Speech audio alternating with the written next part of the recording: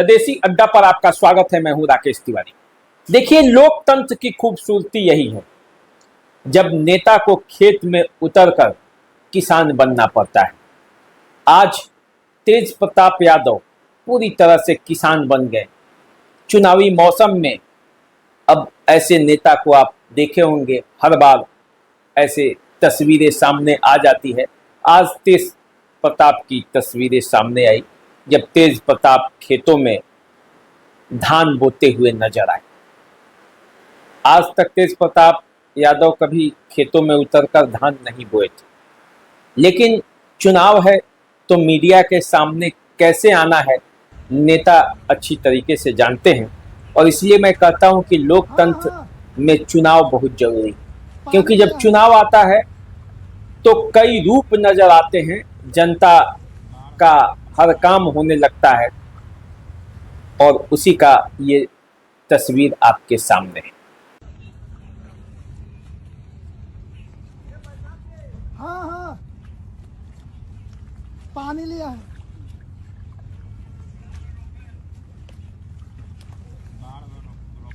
देखिए, तेज प्रताप तो आज खेतों में धान बोते नजर आए, लेकिन आज भी एम्स के डॉक्टर हड़ताल पर हैं। अरे माफी मांगे, माफी मांगे, अरे माफी मांगे, माफी मांगे।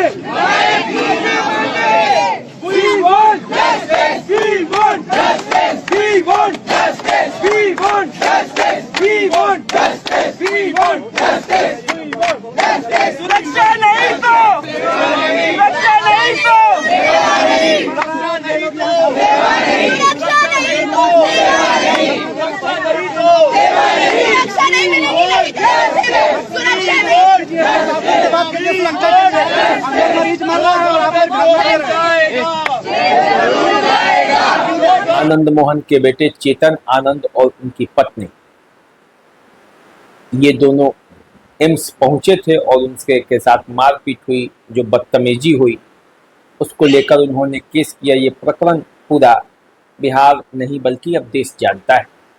और उसके बाद एम्स के चिकित्सक हड़ताल पर हैं। आज भी ये हुआ, लेकिन सवाल ये है कि बिहार का स्वास्थ्य व्यवस्था आखिर कब तक चिकित्सा छोड़कर इसी तरह के मामलों में उलझा रहेगा।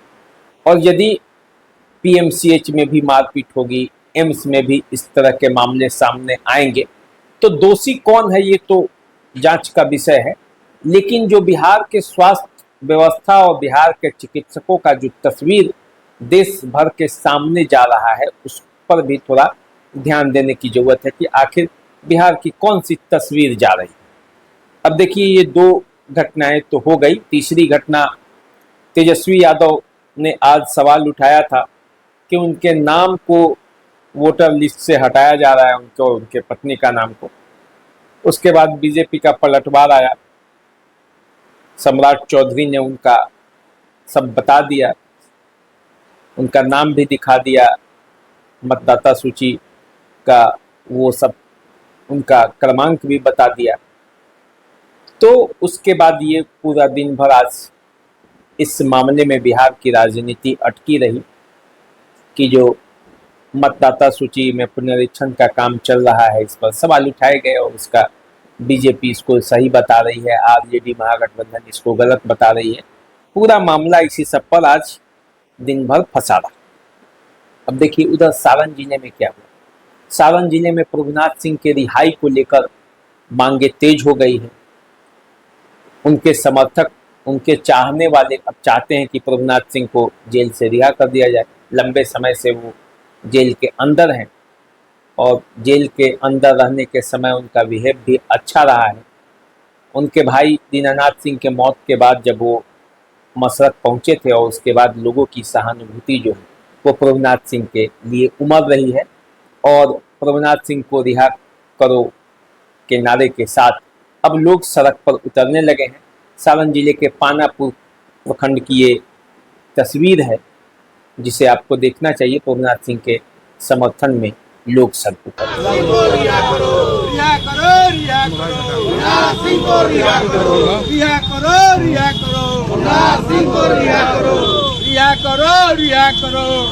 सिंह को रिहा करो, रिहा करो, रिहा करो, गुरनाम सिंह को रिहा करो, रिहा करो, गुरनाम सिंह को रिहा करो, रिहा करो, रिहा करो, गुरनाम सिंह को रिहा करो, रिहा करो, रिहा करो, गुरनाम सिंह को रिहा करो, रिहा करो, रिहा करो, गुरनाम सिंह को रिहा करो, रिहा करो, रिहा करो। अब देखिए 4 अगस्त को रघुनाथ सिंह की रिहाई को लेकर ट्विटर पर ट्रेंड कराने का मामला चल रहा है।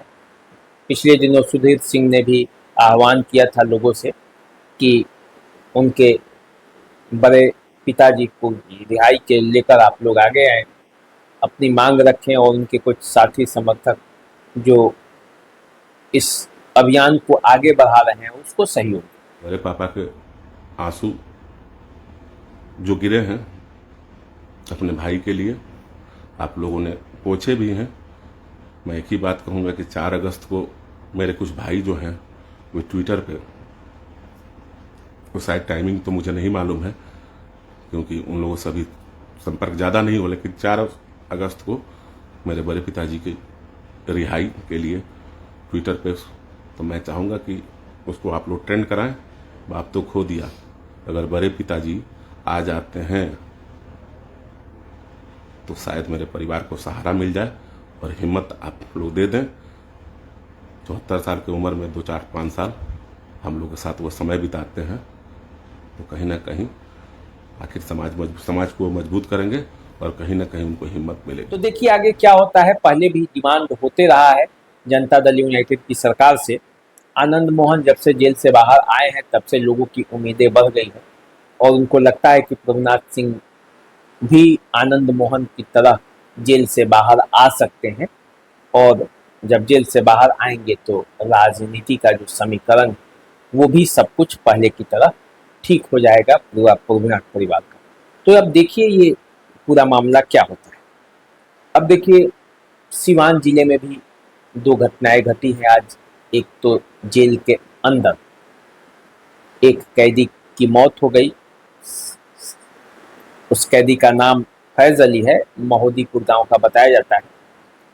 उसके निधन के बाद परिजनों ने तरह तरह के आरोप लगाए हैं पुलिस पर, जेल प्रशासन पर, लेकिन पूरा मामला ये है कि अब वो इस दुनिया में नहीं। दूसरा ये है कि हसनपुरा थाना क्षेत्र के पियाउर पंचायत के पूर्व मुखिया अबरे आलम को पुलिस एसटीएफ ने गिरफ्तार कर लिया और वे जेल के अंदर चले गए।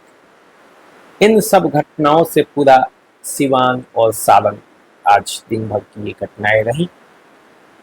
बिहार में राजनीतिक माहौल तेज है। आप जानते हैं कि चुनाव है और चुनाव को लेकर विभिन्न पार्टियां अपने अपने स्तर पर बैठकें कर रही हैं, अपने अपने स्तर पर अपने गठबंधन के साथियों को मनाने का प्रयास कर रही है और इसको लेकर पूरा राजनीति गर्म है।